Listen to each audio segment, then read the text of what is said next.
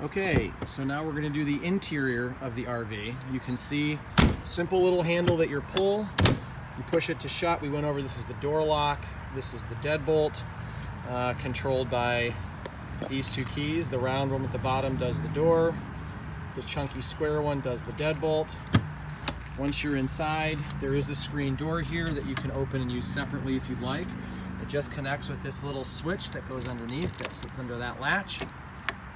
You can shut it, close the clear screen plastic, and you have open air if you would like it. The one thing that you need to keep in mind is that if you are ever having a campfire or there's one right next to you, you have to shut this door. You have to keep all the windows closed so that the inside doesn't end up smelling like a campfire. That will get you a fee of having to get it cleaned, okay? So please don't do that. When we get inside, one of the most important things to see is right here. This is your battery terminal disconnect. As you can see in that little inlet that there is a red showing that says off. When we turn this to the right, when you get in the RV, you'll hear some beeping inside the RV and it will say on. That is disconnecting the two house batteries when it's in the red position, similar to a boat. You want to turn those off when you're leaving for a while and turn them back on when you're coming inside to drive or when you get somewhere. The caveat there is that when you are plugged into electricity to campground, or if you have the generator running, it doesn't matter what position that switch is. Just leave it on when you're at the campground. But again, when you plug into electricity, it will override that and you will have electrical service inside the unit. When you're driving down the road, turn that on. That does give you access to all of the 12-volt lighting inside and to several other aspects that are inside the vehicle, the water pump while you're driving down the road, and things like that. So when you get in, turn it on. If you're going to be parking somewhere overnight where you're not hooking up to power or you're leaving it for a day or two, just turn that red switch off, and that way the house batteries can never get drained down.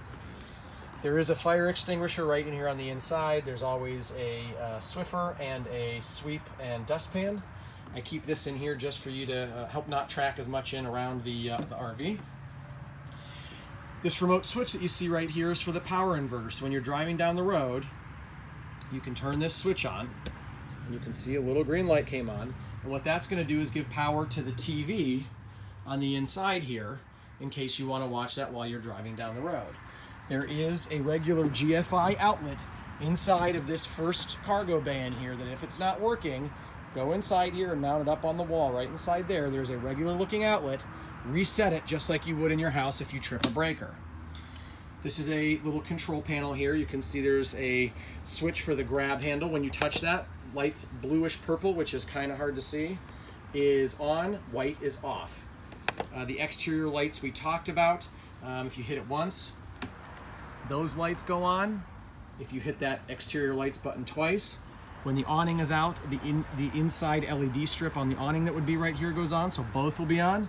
You hit it a third time, this light will go off, but the LED strip on the awning up here will be on, and of course that extends out. And when you hit it a fourth time, they will all go off. The cargo lights are for inside of all of the cargo bays, all the way around the outside lower perimeter of the RV. There is no entry step. Entry lights are just right up here above you. And the master lights, let's say that you have just the entry lights on and you want to leave for a couple hours and come back into the RV. Hit the master light switch. It will turn all lights off in the RV. When you come back to the RV, hit that button again, and it will leave whatever lights were on, they will come back on. That's all there really is to know about that. Up above you when you walk in, you'll see that this is a Precision Plex Diagnostics Center. This is how you're going to check the status of all your fuses and things like that. If you ever have an issue with this, call me, I'll walk you through it, but you shouldn't have any issues with blowing fuses. This Go Power is for the 60 watt solar panels, 60 amp, on the roof. So these are constantly charging all of the batteries. So it's very hard to actually drain them fully, especially if you turn anything off and you did drain them. In a couple hours, this will give you enough juice to fire things back up. This is just for turning on the antenna for the TV. And then this is your stereo system for the RV. As you can see, there's a power button up on the top left-hand side. If you hit that, it will turn the unit on. There are many different modes. Bluetooth mode is the one that's going to be most commonly used. You can see that A, B, and C up there. A, B, and C speakers. There are 3 zones. A is the main part of the RV in here. B is the back by the bedroom. Think of that B is in the back. And then C is for the outdoor speakers. If you want just to hear in the main part of the RV here, you would turn B and C off, and you would just have it playing inside. If you just wanted it outside, you would turn A and B off and just have C on. So very simple to use. To pair to the Bluetooth, which this is capable of, you're going to hold down the enter search button for 3 seconds and it will say pair. Find it on your phone, it's JWA something, it'll be the only new one that'll show up. Pair to it and you're good to go. I'm going to turn it off just to get out of the pairing. There are several other different modes through here. FM radio, auxiliary. This does have a DVD player here as well. So if you want to watch a DVD on the TVs inside the RV here or in the back bedroom, you would just put it on here. You'll need to go through mode until you get to the proper audio output for this, and it will play what is playing on the DV from a video perspective. The audio will come through here and will come through the speakers inside of the RV. There is a Roku hooked up on the back side of this TV, which I'll show you in just a minute. So feel free to log into that if you have a Wi-Fi connection or a hotspot. Up top here, just in front of the door when you walk in, over the driver and passenger seats, is the bunk bed that's over the cab. Don't mind these are just clean covers, but basically you have a ladder to get up in here that will be sitting on the bed, and to use it, you're going to put it inside on the driver's side. It's going to fit just inside this little ridge. You go inside of here and you will push down and pull out, and it will seat firmly on the floor, and that is how you will get up into the bed. There are 2 latches right here on the bed. That is for young children if you wanted to put a wall up here so they don't come out. Do not try and put the ladder on that. It won't fit, it won't work. And you only put it on the driver's side. You don't do it in the passenger because you would end up putting the legs of it into the wheel well. Okay? There is a storage compartment up here. Let me turn some lights on actually, and I'll show you this screen here in a minute, but everything's controlled with a touch screen. And I turn the front ceiling on. I'm going to turn the living room lights on. It is just a touch panel. I'll turn the rear ceiling on, and we're going to turn the bed ceiling on. That way there's some lights all throughout. This curtain does close. It just slides across. Please be careful with it. Don't be too aggressive. It's just metal or plastic hooks that slide on that railing up there. There is USB charging and 110 outlets up top for when you're hooked up to power or have the generator running. There is a storage compartment underneath here, which you will find the reflective privacy solar caps that go in the driver's side and passenger side windows, and then in the windshield as well. So you just undo those. They have suction cups. That's the side that sticks to the window. Very simple to use. All of the blinds are just one touch, one pull, and they go up. You would pull it back down, past the window, and it will stay shut. You do have AC vents throughout the RV. AC is on the roof. Down below, you'll see under there, those are where the heat would come out. But you can close these at any point inside the RV that you want to. If you want more air conditioning going towards the back, you would close the ones up here. If you wanted more in the front and not in the back, vice versa. Pretty self-explanatory. We'll next go over to the kitchenette area. There is a pull-out cutting board here, okay? You do have a drawer with some silverware, spatula, wine corkscrew, measuring cups, some basic things like that. Underneath here, there are some cleaning supplies, but you'll also see that garbage can. You access the garbage can from up top. You would just open this, you throw your stuff down into the garbage can. Please be careful that you don't throw stuff against the wall, and obviously you want to have a plastic bag inside of the garbage bag. Those plastic bags can be found right underneath the sink, right here. There is an outdoor garbage can that we talked about, a collapsible. I typically tend to like to leave that outside with the large black garbage bags that are under there as well. It's just a lot easier because you'll end up having to change this garbage can 5 or 6 times before you have to change the outside one. So for me, I just try and throw as much stuff right outside as I can in the big one, or just take this small garbage can, hold the plastic over it, dump it in, and just reuse that bag. As you can see, there are plenty of cleaning supplies, dish soap, stuff like that underneath here. Please be sure to clean up stains. Clean up messes before they become stains, because then you're going to get a fee for me having to have something professionally cleaned or replaced. This is a bin rack with some basic spices, things like that, cooking supplies, olive oil. These metal racks we have right here are actually used just to create more counter surface space over the sink when you're not using it. So both of those just sit right here. You can see they're pretty sturdy and firm. And again, all that's for is because space is limited. You're going to want to create as much extra counter space as you can when you're not having to use the sink. Sink works exactly like you would expect, just an on-off toggle for hot and cold. Coming along over here, there are 2 drawers.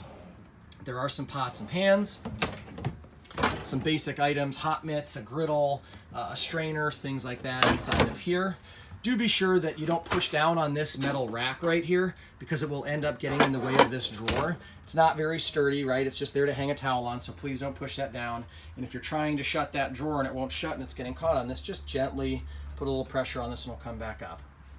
You can see that we have the range top here that you can use for counter space when you're not using it. It just folds in 2 halves and then sits all the way up. The operation is very easy. You can see right here that you would turn this to light. You'll turn the spark and it comes on. All 3 work the exact same way. It's very easy to use. When returning it, please do clean the underside of this as well as the top side. Always drive with this down in the flat stored position.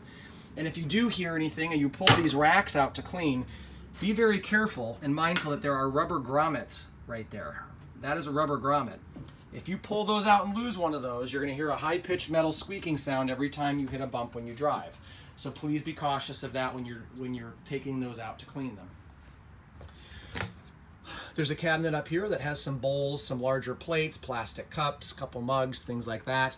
Feel free to use plastic, silverware, paper plates, whatever you'd like if you don't want to clean it, because the one thing you got to keep in mind is that the more you are washing dishes, the faster your gray tank will fill up that you're going to have to empty. So I would just say that's something to keep mind of. One thing I do want to say is to open, there is storage behind the TV. And to get behind there, you're going to want to put a hand here, fingers inside on the lip, put a thumb right here, and then you're also going to do the same up top. There are just 2 magnetic catches. Put your palm up against the cabinet, couple fingers inside, and I'm going to do both of those together. That way, this is just a thin little wooden frame, right? You could easily break this if you just yanked on the bottom or if you just yanked on the top. So when you do that, gently apply a little bit of pressure onto both, and it will open up. I'm going to try and do that real quickly for you to see what I do. So again, one hand down here, put some pressure underneath with your palm, one up here, gently pull both at the same time, and it opens very easy, and you have a bunch of storage back here. There is a coffee maker in here, there's a toaster, we've got a salad bowl, a strainer, there are some filters in here, and then a storage rack, right? Typically I'll end up putting these down and I put my dried goods for food and stuff like that back here. You can see just 2 little magnets on each side that catch it, okay? And that's really all there is to it. There is a Roku, like I said, that's hooked up on the back of the TV right there if you have Wi-Fi or a hotspot and want to log in. And again, when you push this shut, just the little magnets that catch. There is a convection oven microwave up here that if you want to use, you can use in either setting. I have baked banana bread, brownies, cookies, things like that, so it does bake pretty effectively and efficiently. We do have the fridge. It's a double door fridge. The freezer are the top 2 doors, and then the refrigerated portion is on the bottom. It's very simple to use. Stores plenty of food, which is the nice thing about I wanted to have a double door and not a single because they hold no food. And then it's real simple for the on-off. You see there's an on-off button, there's an auto gas button, and a temp set. And then you'll see that there is a little readout screen. Right now it's not on. I'm going to turn it on, and when I turn on, you'll see that come up in the upper right corner. You will see a dot next to where it says auto, and a dot that says LP. It says auto LP right now because it's in auto mode, and it's running off of liquid propane because I'm not hooked up to an electrical source.